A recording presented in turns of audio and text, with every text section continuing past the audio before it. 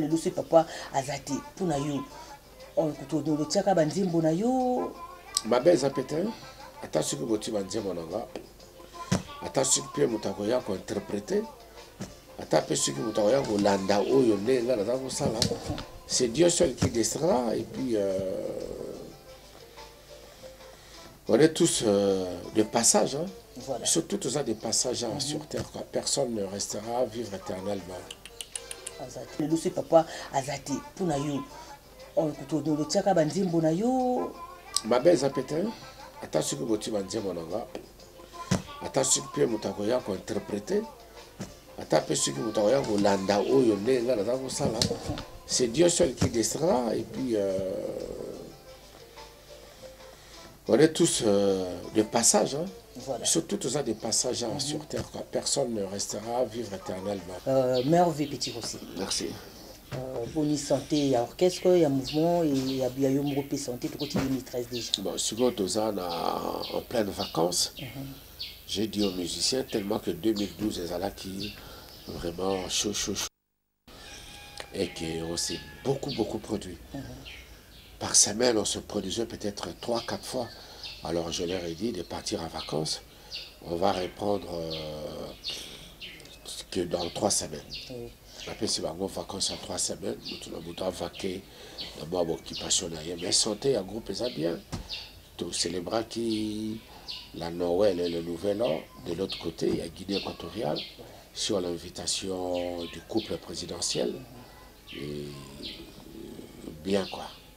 Papa, mon changement n'est pas que c'est même 3 fois, 4 fois. C'est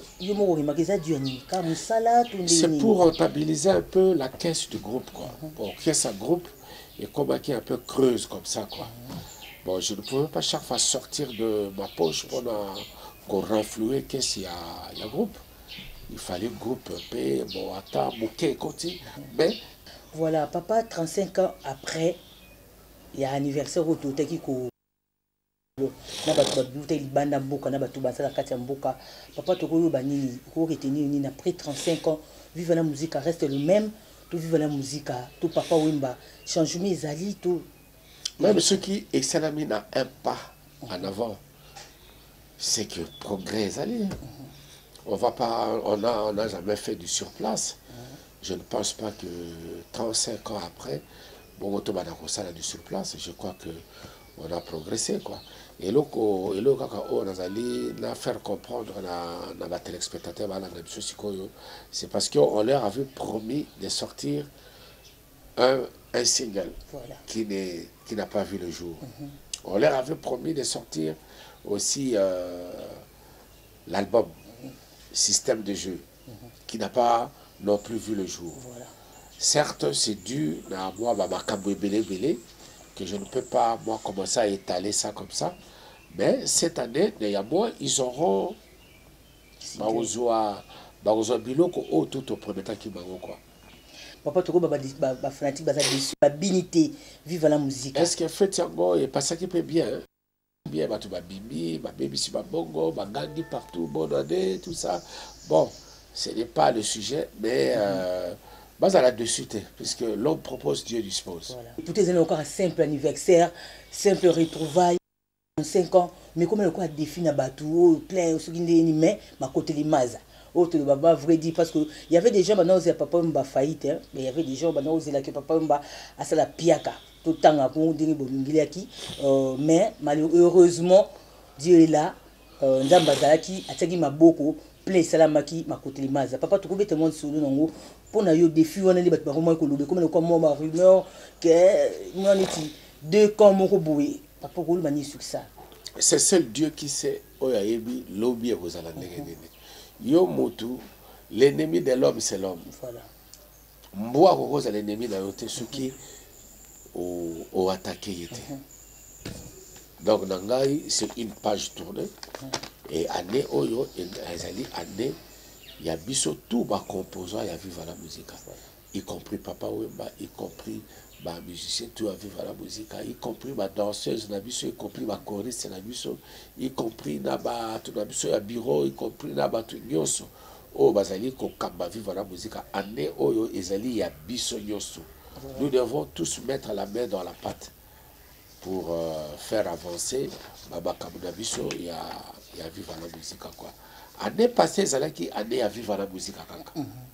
C'est pourquoi nous sommes allés jusqu'à fêter nos 35 ans d'existence. Mais année 2013, elle est année, il y a biso tout ma composant à vivre à la musique. Papa, parle un peu de parents de vivre à la musique. Parents à vivre à la musique, tout le monde a ceux qui vont donc bango tout on a évité ceux qui bazar tout parents à vivre.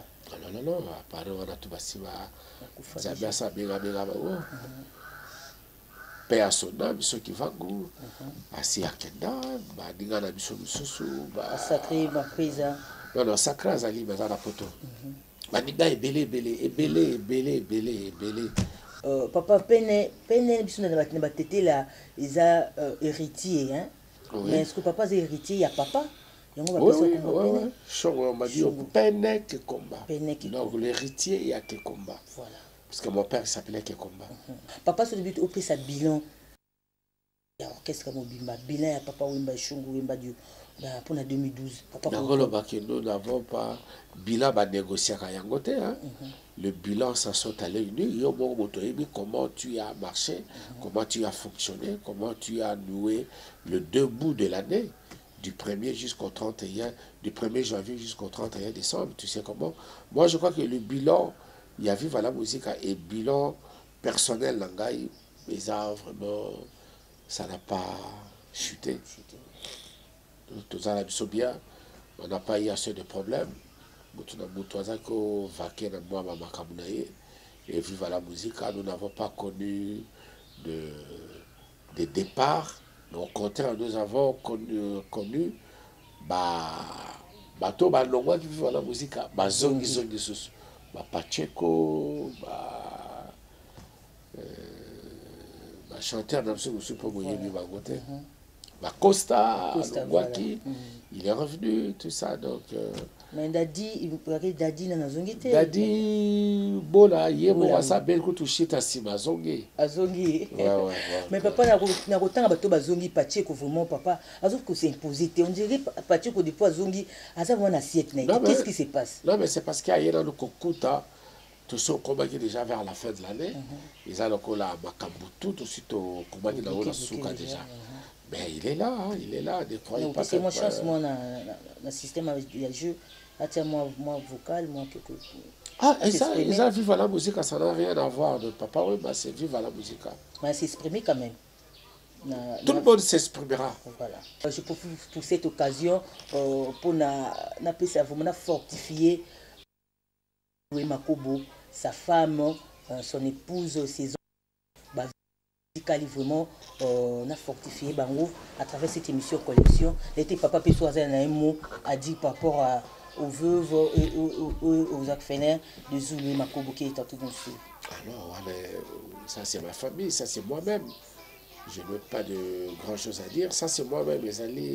Ils ont occupation dans Gaï, ils ont Ngambo dans Gaï, donc on a un commentaire à ça la tête.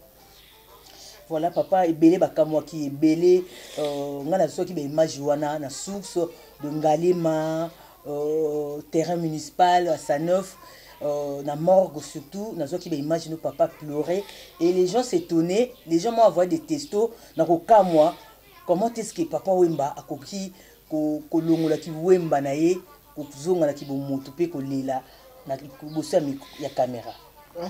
Bon nzoto ezane nzoto. Il faut couper la ndeko, couper la moninga, couper la parent pour passer à disparition et à moto mozala qui n'a pendant des années. Est-ce que ngana nani? Je suis pas un super homme.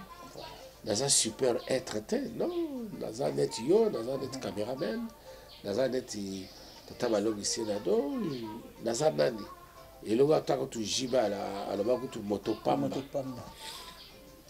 Voilà, je profite pour cette occasion pour dire aussi merveille à toute ma famille, la famille Potongo, famille Kalindula, famille ma maman chérie, Evelyne Kalindula, Lydie Kalindula, qui est en train de me suivre à ces net moments. Tout le monde est extrait. Tant que yoka, batuni bazoko yemba. Papa, c'est le lot zate, c'est au kangi misto, mon a sous petit aussi na voix. Et ça, on peut imiter, mais on ne peut pas égaler. Voilà. C'est normal. C'est normal. Ngana zanga, yo zali yo. Donc, moyen moto akokana na makambo na yo, yo c'est même ton fils il pourra pas. Même ta fille ne pourra jamais faire comme toi. Il pas kozala na makambo o yaye. Voilà. Mais tout le monde appelle Batumsu Bazate, Bandikumsu, oh Batika Biso Bazate, mais tout le monde a l'élo, Bazako commémorer Bango, n'a pas spectacle, Bazisé au titre en scène, Bazo commémorer Bavona Bango, pour na papa, le dossier papa Azate, pour na yo. On écoute le Tchaka Banzimbo na yo. Ma belle Zapetin, attention que tu Banzimbo Nanga, attention que tu Mutakoya qu'on interpréter, attention que Mutakoya qu'on landa ou yonne, là, dans la salle. C'est Dieu seul qui descendra et puis on est tous de passage, hein? Voilà. Surtout tous des passages sur terre, quoi. Personne ne restera à vivre éternellement. Après, dans le bateau, basé sur ce na mokili, na moi, tout le monde a 23 ans après le défunt, papa Luambo Maki a dit le papa bazo commémorer gouvernement et lui kanisiwana ya commémorer mémoire naie à travers œuvre naie. Papa Kolo Banini sur ça parce que Azaki Mutoyo, Bozaki na Lindanda ensemble, ça fait 23 ans déjà Tiki Bisso. Idée on a gouverné mais ici Papa Kolo Banini sur ça. Il faut toujours honorer ma grand, Oyo qui ont fait ce que la musique congolaise est Vanda. Grand maître là, qui a dit pour moi c'est un parent, c'est un aîné, c'est un grand frère. Et il a su faire ce qu'il a su, ce qu'il a pu. À déblayer un chemin, il avait déblayé le chemin pour nous.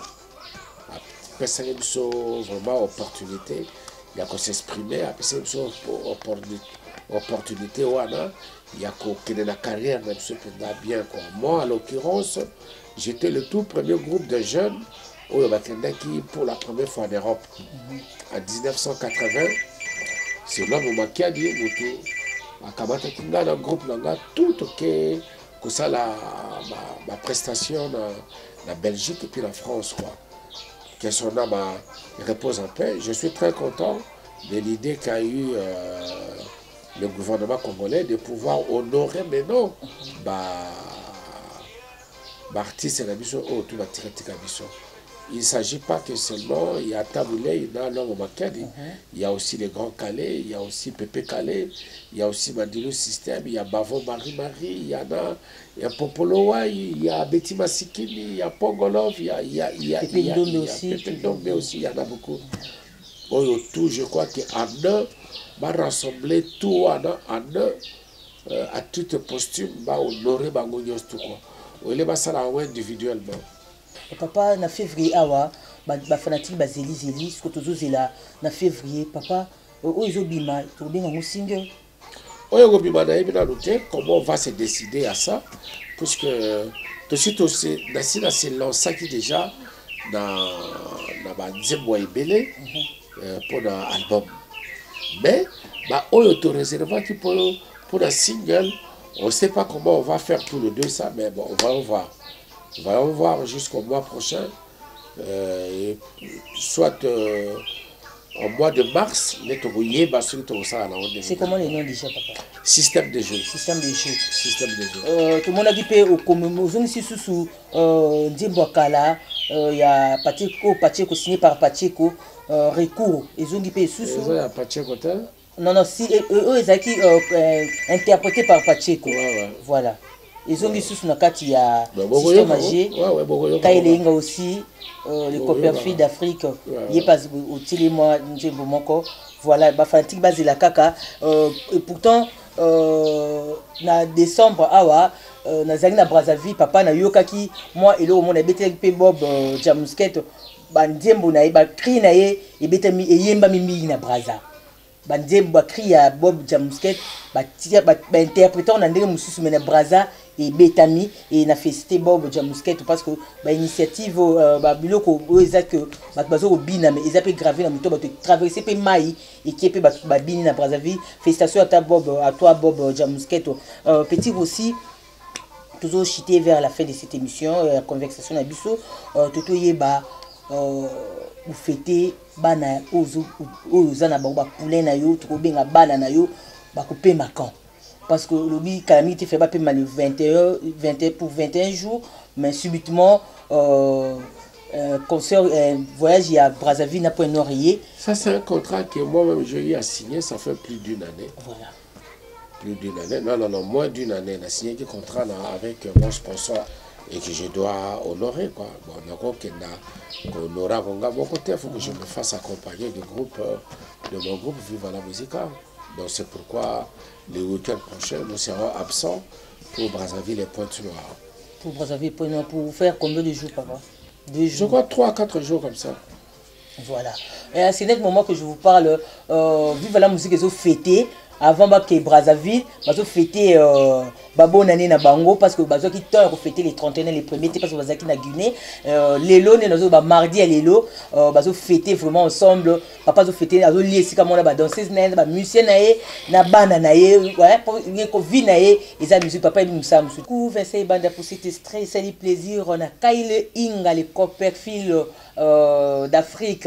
Merci beaucoup à Isaac Maï, merci beaucoup à vous, merci tonton Armand Mangana depuis Brazzaville, hôtel Mboka Mboka sur la montagne numéro 84 de le maison chinois.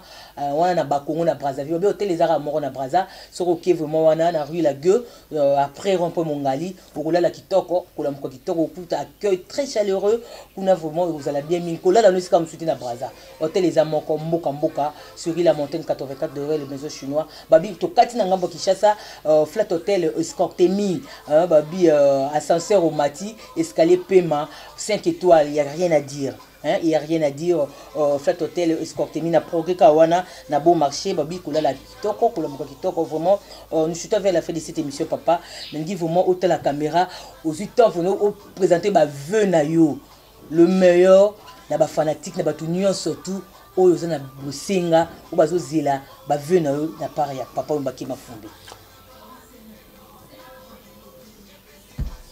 Alors ba vœu na ngai, je crois que au lieu de citer ba vœu na ngai individuellement comme ça, j'aurais peut-être des difficultés na kobana liboso na mokonzi mboka, le président Joseph Kabila Kabange, na kokita na peut-être le premier ministre na gouvernement nyonso. Et puis, nous avons coupé ça sous ma veuve Nangaï, le premier citoyen de la ville, notre gouverneur, André Kimbuta. Et puis, Badinga Nyonso, Oyo Balingaka Ngai, Oyo Balingaka Biso, Naba Ope Basala, Moussala Lokola Ngai, Boti Nyonso, Bana Nyonso, Bazote à l'école, Oyo cette année, va représenter l'examen d'État, Oyo Bazomba, Banda qui avait passé dans l'école maternelle, l'école primaire. Naba oyo ba kota ki na humanité naba oyo ba bandi université qui ba bandi université année passée na pesi bango tout vraiment ba vœu na le meilleur et que moko na moko et pas yazali santé ezala réussite ya makambo na tout ezala et puis amour ezala la seule chose on a reçu beaucoup plus mingi ezali kaka amour quoi parce que ce qui amour ezate entre biso tozala na la difficulté à cohabiter ensemble. Il faut là pour que qu'on aille tous ensemble sur la même direction. Et bah vu papa sur ngopé son orchestre na yo bah venu nous couper son orchestre. Ga orchestre na ga déjà na sina pesa ki bango na sina félicita qui déjà tout le monde. Je leur avais dit que na ko tikala ko changer chef d'orchestre était na ko garder toujours Tosha Fulanka na lison deke puisqu'il y a combien d'orchestres jusqu'à bon port. Et puis, les musiciens ils se sont montrés vraiment à la hauteur pour que ça vraiment bien dans Katia Group. La danseuse Nangaï, ce sont les meilleures danseuses. Il y a RD Congo, la bonne puisque Mango, Bazali ensemble depuis plus de. Et les choristes, Oyo Lelo, Bipesi Combo, il y a Bébé Rossignol. Elles vont se faire parler d'elles aussi cette année. Et puis, Malongi, félicitations à Nabango, parce que Kabouanité, Kiyepaïté, ça vraiment groupe Nabango, ils sont très unis, ils sont soudés, et que le ce que y est dans le concert à Viva la Musique, vous allez être épatés. Alors, ba ancien oyo ba koma ko sanga na biso le quoi la ba Jado le Cambodgien ba Stella ba Marai vraiment ba veut dans le meilleur pour la ville de papa to na suka ba veut pour na mboka na biso ko lo bani pour na mboka parce que y a ba tunde ko na biso na vraiment problème malgré to comme déjà négociation déjà ça va tout le monde qui m'écoute papa ko pesa ba veut nini na mboka pour na mboka. La monique population et lundi appelle il y a chef de l'État présenté. Ce chef de l'État n'a adresse là et pas il y a population il y a RD Congo et Salama qui devant les deux chambres il avait dit que voilà bah jeune bah qui ne s'enrôler pour bah quand on a aussi bah arme ya ko bomaka ba tuna balabala te mais pour défendre le pays. Mais j'ai comme l'impression que la jeunesse n'a pas vraiment bien écouté ce message-là.